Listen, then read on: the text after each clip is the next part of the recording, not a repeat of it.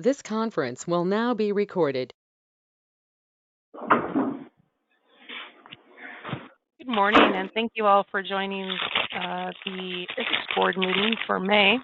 We'll go ahead and get started. Holly, could you please call roll? Yes.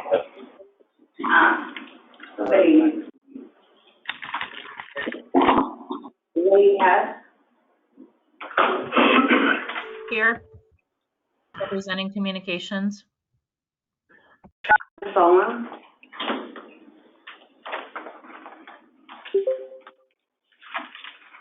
Travis, Holly, you're very hard to hear. Travis, my internet is broken, so I am present though.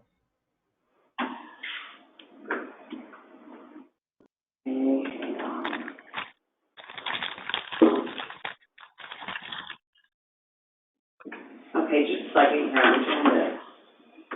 I don't know. Can you hear me any better now? It's still kind of faint. I guess just to speak loudly. Okay. All right. Bridget Edson. Mindy Benson.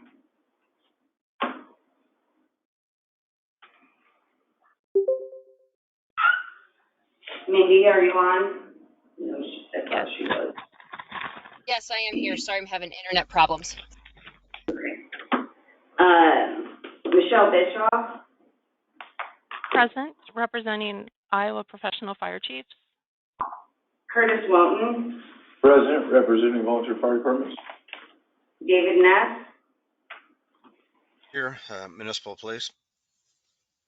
Dan Schaefer. Present, municipal police. Dan Fink. Here, representing Sheriff's Office. Jeff Vanderwater. Present, also representing Sheriff's Offices. Rhonda Broadus. Cindy Height.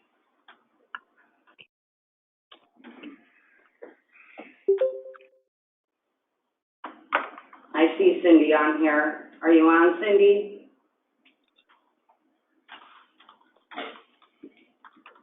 Daniel Brown. Present, representing Iowa Department of Transportation. Michael Strausser. Heath Hove. Present, Department of Public Safety. Patrick Updike. Present, Iowa Department of Corrections. Blake Jerushi. Present, representing Iowa Department of Homeland Security and Emergency Management. And Jessica Turba. Okay, and we do have a quorum. Thank you. Are there any legislative members present?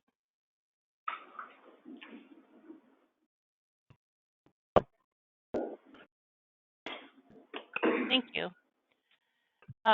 Thanks again for joining, and hope you're enjoying the summer-like weather we're having this spring. Approval of today's agenda. Are there any amendments to the agenda? This is Dave. I'll make a motion to approve, but would ask that I've got a hard conflict at 11 o'clock, so I wondered if we could move the new business, which is item number 17, to have that take place before the monthly reports. So basically it would be 17 would be in front of 6 if there's support among the board for doing that. Dan Fank will second that motion with the amendment. Any discussion? Vote. All those in favor, say aye. Aye. Aye. Aye. Opposed, same sign. Motion carries. So when we get to 5, we'll jump to 17 and then come back. Thank you all. Approval of the minutes from April 13th. I'll entertain a motion.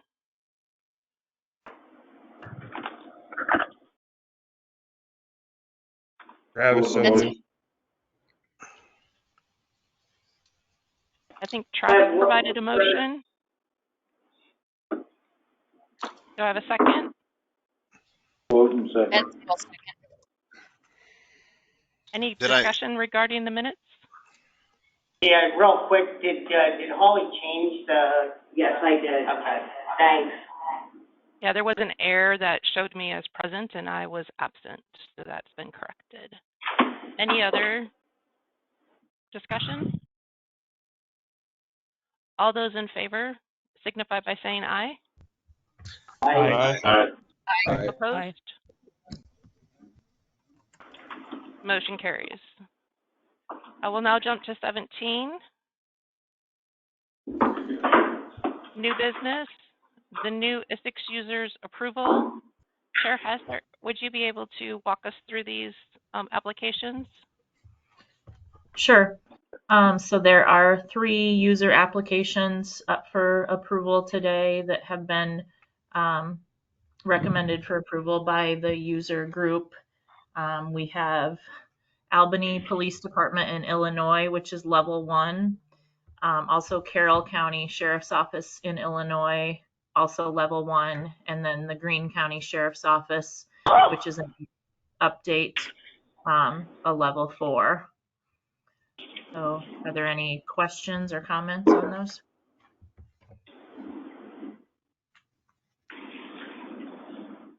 Appreciate your flexibility with the agenda. I'll make a motion to approve. Or I'll second Wendy's if it was in the form of a motion. Well, it wasn't, but I will make a motion to approve all those 3 users for approval. Excellent. So Hess motion, Ness second.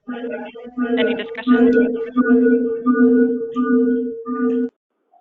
All those in favor signify by saying aye. Aye. Aye. Aye. Opposed?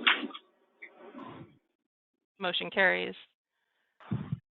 17B, the credentialing of Luke Erpelding. I'll turn this over to Swick Nichols.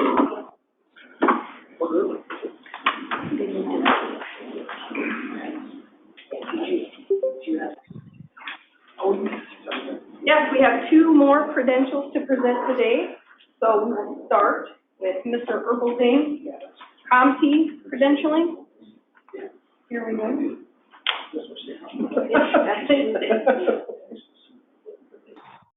Congratulations. Thank you very much. Thank you. And we have one other, Alexandria Irvine, Storm Lake, INTD and SIT Tactical Dispatcher. Thank you. Congratulations. Congratulations to both of you. Let's give them a round of applause. Great. Thank you very much for all of your efforts. All right, we will resume the agenda with item 6, the Swick report. Swick Nichols. Thank you, Chair. We have a pretty quick report. Work does continue on reviewing the ISICSB and the Iowa fog. That's been a lengthy process, but we're getting there. The committees have really been working diligently. Thanks to everyone who's taken the time to review and add comments. Those are still available on the Google Drive, but they are to the contractor for those very final edits. So please let me know if anything pops up that we should change before we bring it to the board for approval. I and a group have been doing some traveling to meet public safety in Iowa and mostly do coverage testing. They were conducted in Wapello County, Jefferson County, and Alameda County. Testing of the system has been solidifying the power of that current build. In Wapello County, for instance, they don't have their own ISICS tower, but it's surrounded by county sites, state sites in the surrounding counties, and they had portable on-street coverage in much of the locations that we tested, so that was good news. That testing that we're doing is important for those who are contemplating joining ISICS, but also a situational awareness tool in the instances that a backup plan would be necessary for interoperability or for agencies who are going to be traveling into these areas to know where the coverage is best. Alameda County testing proved challenging due to their terrain in the northeast corner of the state. Local enhancements, as well as maybe additional FirstNet build-out and LTE-capable radios could be a possible solution for them. So we have mentioned that at the FirstNet meeting yesterday. And just a reminder that FirstNet has asked for information on where they could continue their building after their 5-year plan. So remember that as you're traveling around. And then again, I would like to gratefully thank those who have assisted me in those coverage testing, and also the participants in committee work, especially the RIC meetings, which I have found to be very beneficial. People joining, looking to join, already on ISICS have really been helpful and answered questions for those new potential users. We have the audio gateway course.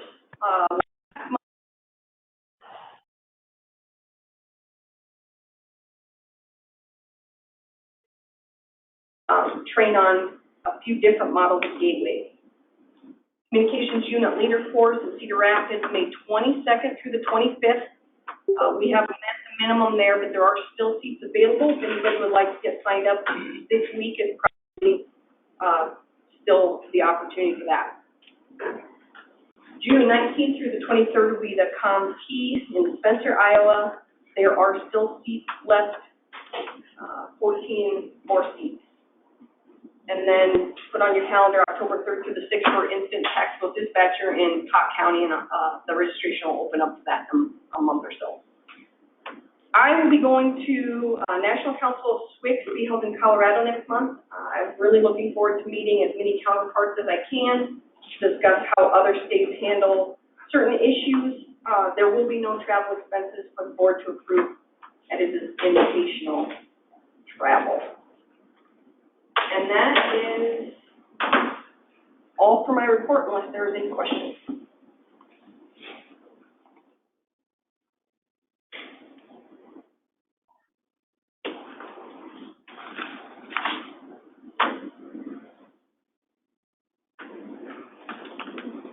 Michelle, I think you're up.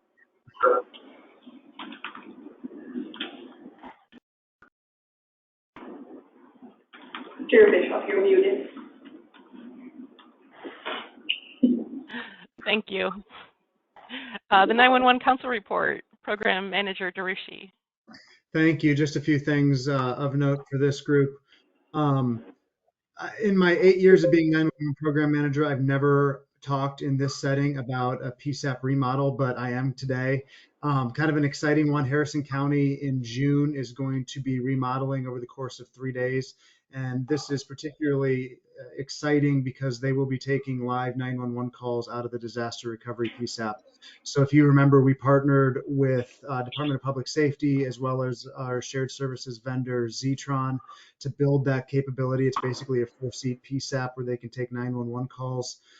So we are working on that with them, with DPS, and coordinating with our vendors to make sure that they can successfully take those live 911 calls out of the disaster recovery PSAP in June. Working on that. Another thing to mention, we did approve a handful of training today. Most relevant for Marshall County, the Guardian Project and Comprehensive Resiliency. Both of those kind of talk through the mental well-being for telecommunicators. Both of those are being held towards the end of June. So reach out to me or reach out to Marshall County if you're interested in participating in that. That really concludes my presentation. And just a reminder, if you're interested in other 911 topics, we do have the 911 Council meeting just prior to ISICS or cataloged on YouTube for watching after the fact. Great. Thank you, Blake. Appreciate the report. The User Group Committee, Chair Hess. User Group Committee met on April 20th. There were no regional reports provided. We reviewed the applications and had a lengthy discussion on potentially creating talk groups for ancillary services such as tow companies and things like that. So just a lot of good discussion about additional services maybe becoming part of ISICS, how we manage that, and if there's a better way. So just a lot of ideas thrown around that we will be discussing further. That's all I have. Fantastic. Thank you for your report. Finance Committee, Chair Brown. Thank you, Chair Bischoff. The Finance Committee did meet on May 2nd briefly, and we discussed the finances. Not much in the way of changes for this, and don't expect or anticipate many throughout the remainder of this fiscal year.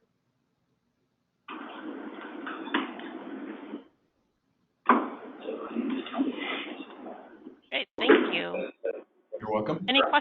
Any questions for Chair Brown?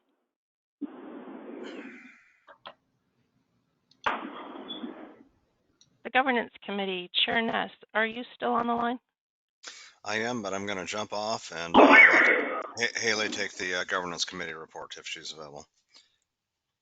I am. Thank Haley? you, Chair. Thank you. Yeah, so we met and had a small group to discuss the need for review of our current policies and standards, just because that hasn't happened regularly. So the review of all of the standards will just be ongoing. We're going to start at the beginning, and those are available in a Google Drive to make comments and just edits if they're necessary, and if not, just stamp on their reviewed whenever 2023, and so that they are getting a good set of eyes on them. So that is started now with just standard 1.1 and the first policy. That's really all we discussed. If there's any questions, let me know. Yeah, what questions are there for governance in the policy review? I guess I have a question in regards to that. Will the, once it's been reviewed and stamped as been reviewed, assuming that there aren't any significant changes that need board approval, will those be then being updated to the website so that everyone can see them and know that they have been reviewed and are in final form? Yes, ma'am. So for this first policy, it doesn't look like there will be any major changes. I would like to look at the formatting and talk to the group about that specifically. And then moving forward, I think, depending on what the board sees as the best idea, is to just then quickly discuss what was looked at and determine if the changes are big enough that they need board approval or not. Excellent. Sounds like a great plan. Appreciate the efforts on that. Are there any other questions for governance?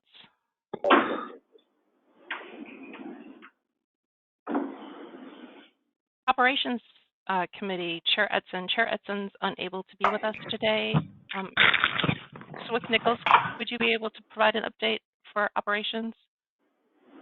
Yeah, so they had a standard meeting, and they also discussed and caught the group up on the discussions in technology with discipline-specific encryption.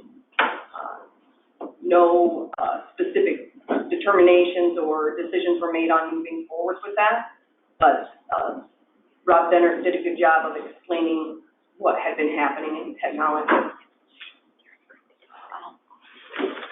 That's all I've got for operations. Thank you. Any questions for operations?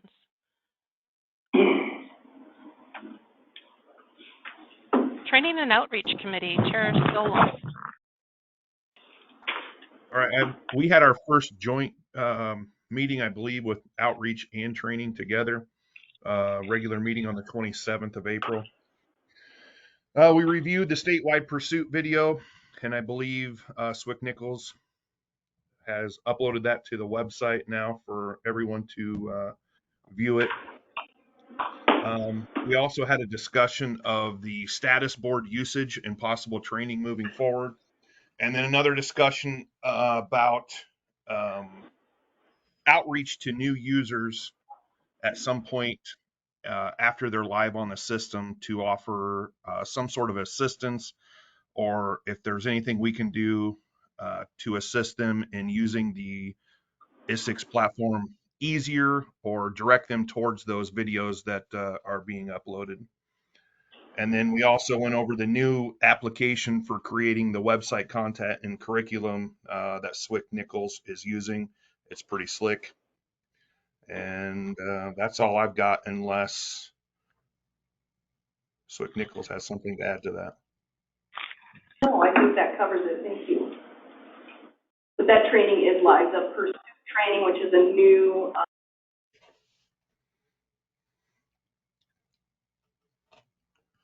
push that out to anybody who could benefit from it. And I'm going to look at ways that we can make sure that everyone knows about that training and where to find it.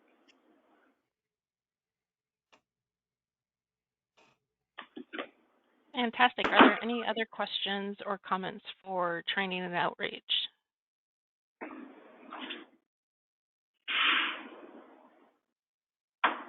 Technology Committee, Chair Updike. Thanks. Technology met on April 27th and May 2nd. We're still, we've kind of pushed the TIC-T and IFOG off to the side, I guess you could say, for right now. And I want to revisit the discipline-specific encryption topic because one of the things that we've done is we've come up with a name change for the 3 ITOCs that currently exist, and then have looked into proposing 6 additional frequencies. And so with a total of 9 frequencies and the potential as an off system, you would have the first 6 open in the clear frequencies and the potential of the last 3 to be encrypted with specific SLNs based on public safety or law enforcement. So the vision here is to take that document and put it out in front of the board and everyone else as a 30-day comment period, so people can have time to digest that, and then after that 30 days, come back and make a recommendation to DPS to license the additional 6 frequencies because currently they are not. So that's where we're at with discipline-specific encryption with the off-system resources in mind. The whole meeting on May 2nd was dealing with Part 90 FCC regulations, and Holly will pull up that. What do you know? Here it is. So anyway, we decided we're going to start building a policy statement to put out there. And of course, the first few lines is your typical whereas, this, that. If you want to scroll more. So the goal is to try to give you a little bit of information as to what's going on in Iowa, because Iowa is kind of a hybrid type system where you've got multiple power sites that are using 700 and 800 megahertz MIPS-PAC and non-MIPS-PAC frequencies. And so that kind of creates a unique situation where eligibility for people, out there, it becomes a problem potentially. And so even though this is in its infancy, we're just getting this first built, and so we are citing actual FCC regulations on this. And of course, if you click on these links, it's going to take you to that ruling. So we've got a lot of digging to do on this. I've just started it. I haven't finished it because there's just way too much to deal with when it comes to coming up with a policy for this type of situation. And I would really recommend that people get involved with this because it's going to affect you. We had a pretty good turnout on this call. The most I'd ever had on a technology call, 17, was quite a few people. And so we're really going to need your input on this because I think it's pretty important. And I don't know if you want to add to any of that anyway. No, that's exactly right. It still needs work, and the more people that can be involved, I think, to get those. Okay, And this is why, in part, she made the comments about reviewing standards and policies, because some of these policies and standards are years old, and you know, the ISIC system wasn't built at that time, potentially, and these things need to be looked over and reviewed, because I think this Part 90 ruling is going to have a big effect on your existing standards of policies. It warrants a review of all of this stuff, just in case. So I don't know that I would be so quick to reword your policies and statements until some of these other things get worked through too, because you may have to go back and do it again. That's just me. So. Sure, and I hear that. Another thing is that there may need to be a policy written about how often the policies are looked at, so that it doesn't go 7 years. They should be looked at on a regular basis. I just want to give you an example of how confusing this can get real quick. Like, if you click on, what is it, the 700 meg niche pack, 90, it'll go up a thing.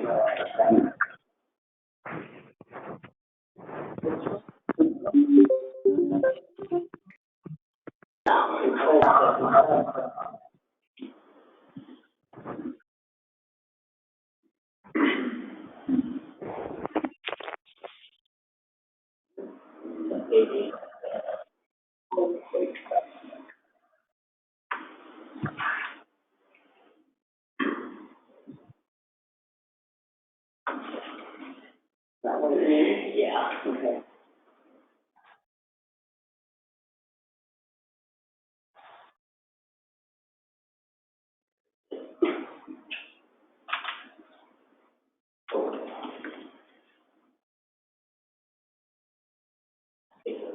Eligibility.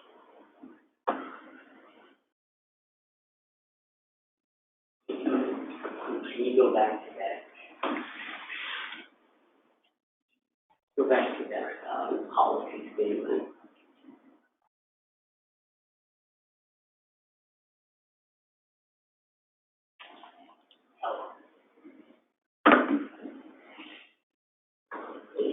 This one. Anyway, you get to reading this, and it starts talking about who's eligible. Did you want me to know? Yeah. Which starts talking about who's eligible, but then it says something to the effect that the same person who's eligible may not be eligible. And it gets to be, I don't know. Don't scare them. Well, no. I'm just trying to, for me, okay? For me, when I'm reading it, it gets a little bit confusing. So I think it's worthy of some time spent to just go through this stuff and just make sure that all of the T's are crossed and I's are dotted. So we really appreciate your input and participation on that stuff. So I'm still trying to, it's not opening. Haley told me not to scare him, so just leave it at that. So that's good. It's good, okay. So that's all I have for right now. Great. Thank you, Chair Updike. Appreciate all your efforts on this. And yes, the investment in time in attending that technology meeting to understand the wicked web that is the federal code or Federal Register is worth your time. The FCC, it's not a fun read, but there are very knowledgeable folks on that call that have been able to break it down in a way that a layperson can understand it, and it is really foundational to the system as a whole. Those are the licenses that permit us to have the frequencies that allow our system to work. So important that we abide by them and understand them and have policies and procedures that support them. So now that we've reached a level of maturity that the system has been accepted and is growing and additional users are wanting to be a part of it, it's paramount that we understand how the system is licensed and what's allowable and what's not. And when you have someone who needs a waiver of such, what are the options and what's the procedure, the proper procedure in which to acquire those waivers if they're allowable. So great work. Appreciate all the hard work, and it is definitely challenging work. So appreciate that. Any questions for technology?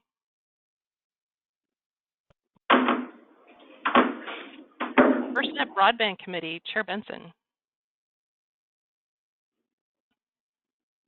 Bishop, hopefully you can all hear me well. Thank you very much. I'm not in a great spot, so I might have to talk to my FirstNet counterparts about this. But we had a broadband committee meeting last week. There were no action items. We should have FirstNet brief outs a little further down in the meeting with John and Tyler. Other than that, this is the end of my report. Great. Any questions for the FirstNet Broadband Committee?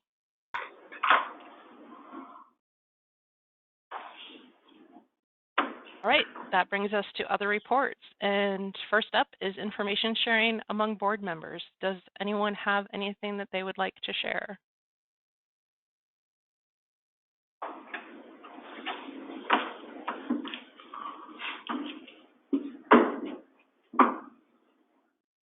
All right, hearing none, I have two items. One is there is a desire to meet in person quarterly now that our board is nearly full, completely, the roster is nearly full. We only have one vacancy, the ILEA, and I know that's being worked on. It would be great if we could start to build relationships in person. So what's been proposed is that we meet quarterly in person. I'd like to see this be on a schedule and with a pattern, so we're best avoiding potential weather problems. So in looking at the calendar and how the quarters fall, we could either meet the second quarter of the month or the third quarter of the month, second quarter of the year rather, of the quarter, the months in the quarter. So the second months would be February, May, August, and November. Third months would be March, June, September, and December. I think either of those makes sense travel-wise, as far as avoiding the cold temperatures and snow of January. So I guess I'll put that out there for some thought. If you can get your preference to me, that would be appreciated. And perhaps we'll send out a doodle poll as to second or third months of the quarter to meet physically. I guess my second question with that is to contemplate, Dallas County has been very generous in providing that location, if that location works best for all, or if there are some alternate ideas as to location that might work best for the group that we have. So things to contemplate. There'll be a doodle poll. Oh, Blake, you have a question. Yes. Oh, because your meeting is hitched to this one. Go ahead. Yeah, we normally do like to try to keep them tied together. So I would just ask that that coordination and communication is open either way. The other thing that ran through my head today, the 911 council meeting has been running pretty quick. We normally have had an hour and 15 to an hour and a half kind of prior to ISICS, but we've been using about all of 30 minutes. So that leaves a big gap. Perhaps Haley and I or Chair Roder and yourself can discuss kind of just maybe we don't need as much time and this can start earlier or 911 can start later. Just so people that do want to do both aren't sitting there for an hour and a half waiting for the next one to start. So, something to consider. Yep, no, absolutely. And we would maintain that coordination. Just kind of need to get a feel for this group and what our desire is, and then definitely we need to coordinate schedules. Sounds good. Appreciate that. Any other questions regarding meeting in person? And the expectation of a doodle poll or an email, something to garner that feedback. Second item that I wanted to make the board aware of is I have received several communications from the Conley group regarding the non-governmental organizations joining ISICS. We have received a FOIA request in this vein, and that's being worked. Just so that everyone's aware, the Conley Group did make application to the user group to become a member of ISICS. That application was denied, was given a letter. They were given a letter identifying that according to policy 2.9, they needed to have a sponsor. This goes right hand in hand with the technologies review of the FCC licensing, and we are in an effort of trying to get to yes for these non-governmental organizations that they are able to join ISICS but we have to find the proper path. So we're working on that. I just wanted to make everyone aware that that's out there. Communications have been received, and it's working through the process. Any questions in regards to that item?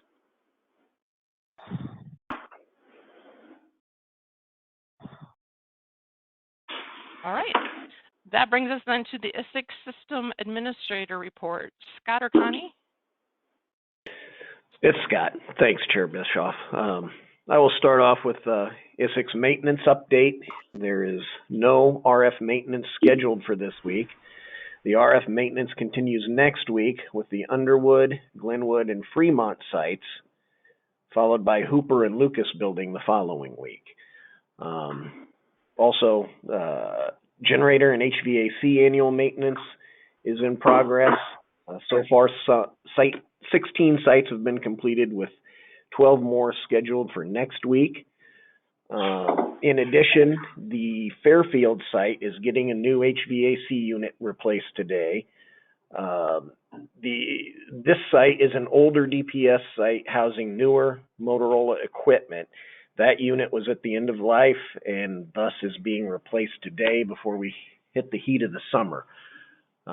With that update on maintenance, I'll move on to ISICS numbers. Our radios currently stand at 32,803. Talk groups are at 3,027, and our push-to-talks for last month was 2,710,203. And currently, looking at the meter on the wall here in the NOC, we are sitting at 5,126 radios on the system at this moment. And that will conclude my update unless there are any questions. Great, thank you. Are there any questions for Scott?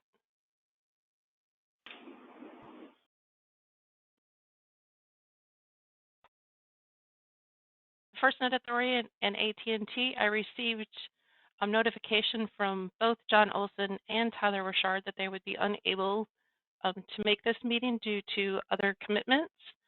Tyler did give me a report that I'll provide to you. The network analysis for RegBri is not yet back. They hope to have that next week. And if there are any questions either regarding RegBri or FirstNet, to please direct them to Tyler Richard and he'll get them addressed. Are there any questions for the FirstNet Authority or AT&T?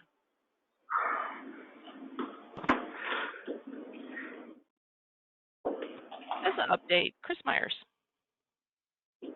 Thank you, Chair Bischoff. Good morning, ISICS Board. Appreciate the time and opportunity to speak today. We'll start rolling right into the report from CISA for the month of May. Want to make everybody aware of a cybersecurity advisory that was released 2 days ago that discusses the snake malware. This is malware that has been created by Russia's Federal Security Service.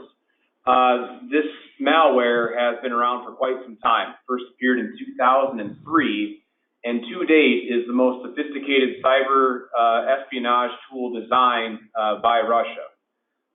This malware is very stealthy and works in multiple technical environments of all sorts of makeups, and it has affected all sorts of infrastructure related to education, businesses and private industry, media, local government, finance outlets, manufacturing, and also communications.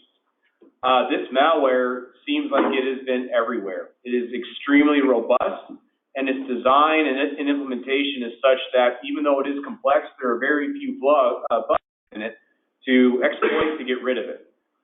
This cybersecurity is around 50 pages long, and while there may be a somewhat of a nexus to the communication space, given the previous victims of this malware, it is highly recommended that you send this to your IT people so that they have awareness of this malware that keeps on popping back up.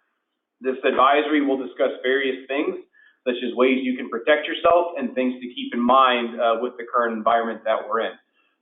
This is labeled as TLP clear, so you can share this with as many groups as you feel like you need, and there are no other restrictions on who you can share this with. Just for reference as to how many agencies had a hand in drafting this cybersecurity advisory, there were right around more than 10 or 12 agencies from 5 different countries that contributed to this document. So this is a very large collective effort to get this information out. That is available again for download online, or I can send it to you directly if you have not seen it. The next slide, I want to talk about a document that recently came from the National Council of SWICS Planning, Training, and Exercise Committee. It's called Leveraging the PACE Plan into the Emergency Communications Ecosystem. This discusses basically what type of communications modes you can use for your primary means of communicating, your alternate, contingency, and emergency modes within that communications plan. The overall goal of this document is to help agencies improve their resiliency, both with steady state operations, special event, and also disaster preparations. This is available for download from the link that's listed on the slide, or as always, if you want it emailed directly to you, just let Swick Nichols or I know. On the next slide, we do have another document that was released recently. This goes back to early May. CISA urged organizations to incorporate the FCC covered list into their supply chain risk management plans. I don't think it's news to any of us here that parts and pieces for communications equipment have been relatively hard to come by. Batteries, I think, would be a perfect example of that. This list of communications equipment and services have been determined by the government to pose an unacceptable risk to national security based on their use. And this is also available for download from the CISA website if you want to read the public notice yourself. On the next slide, we do have a recent document that was released after the board met last month in April. It's called Considerations for Cyber Disruptions in 911. This outlines how, as emergency communication centers may be transitioning to NG 911 or incorporating new feature sets of NG 911 into their operations, that it may present an opportunity for malicious actors or even possibly an errant software update to hinder operations or cause a problem. This document encourages agencies to have a continuity of operations plan that outlines processes and procedures for responding to cyber incidents, or even just these fiber cuts that we will sometimes see, especially during the summer months. It talks about designating alternate communication centers, how you manage data, and how you engage partners. And it has a checklist in it as well, just so you can kind of see what you may already have covered or what you may want to consider within your center. On the next slide, another document was released after the board met last month. It deals with ongoing local funding. And this document basically gets into the nuts and bolts of making a business case for your interoperability systems. In many cases, with leadership at the county, state, or local level, a business case needs to be designed and presented to the group in order to obtain funding. And this document outlines some strategies for accomplishing that. That is available for download, or Haley or I could send it directly to you. The next slide, we are starting to round the final corner, hopefully, of the deployment of the SAFECOM nationwide survey. There are a couple of steps left to complete just yet, but we are getting there. And again, that survey will likely come directly to you from sns@cisa.dhs.gov if you're the designated agency representative based on the list that has been acquired. So please be looking for that email, and please, I would encourage everybody to, again, take that survey. We want to make sure that rural entities are well represented with the survey, as the data collected from this will outline directions for various products that are produced. They may play into considerations that are taken into account for grant programs, and this testimony and this data has even ended up on Capitol Hill during congressional sessions as a point of reference. Next slide, we do have some regional news of note. The NFL draft in Kansas City completed without incident last month. We learned quite a few unique things from that with an event of that type, especially with those different types of stakeholders. And we learned some best practices.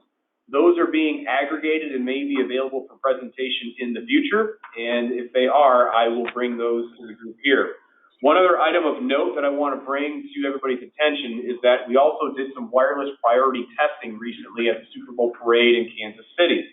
The unique thing about this data set is it really gives you a good look at how things like GETS and WPS perform under real-world live fire scenarios. That data has been aggregated, and we are working on getting it into a format that can be shown to the board at next month's meeting. Otherwise, the courses that are currently coming down the pipe, we're also on that slide. If you have any questions, let me know, and I can get you in touch with the appropriate agency if there is an interest in signing up for any one of them. Otherwise, that is all I have for the board this month. Chair Bischoff, I can go ahead and take any questions.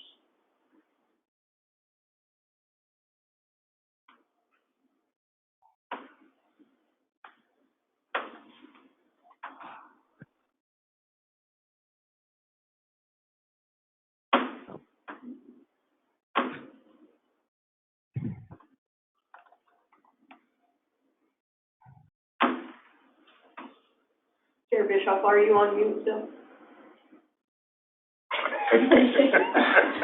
As you could see from my face, yes, I was. Muted so I didn't cough over Chris. And then, are there any questions for Chris? Moving on to the information sharing framework update. Blake. I would actually consider this complete. The document was produced from CISA. That's been sent out and shared. Anything additional is really going to come from kind of DPS and their CAD to CAD initiative, but the specific information sharing framework agenda item, I think, can be removed. It's complete. Fantastic. Thank you for your work on that and coordinating and getting that project through to completion. And we will remove it from future agendas. Thanks, Blake. Are there any old business?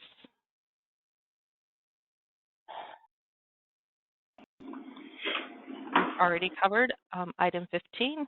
So that brings us to public comment. Are there any members of the public that would like to address the board?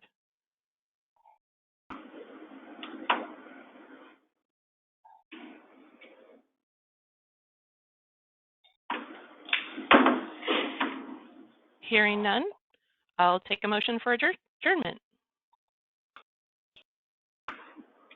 What's the motion? Second? Hank will second. All those in favor? Aye. Aye. Aye. Opposed? Thank you all. I appreciate everyone's time.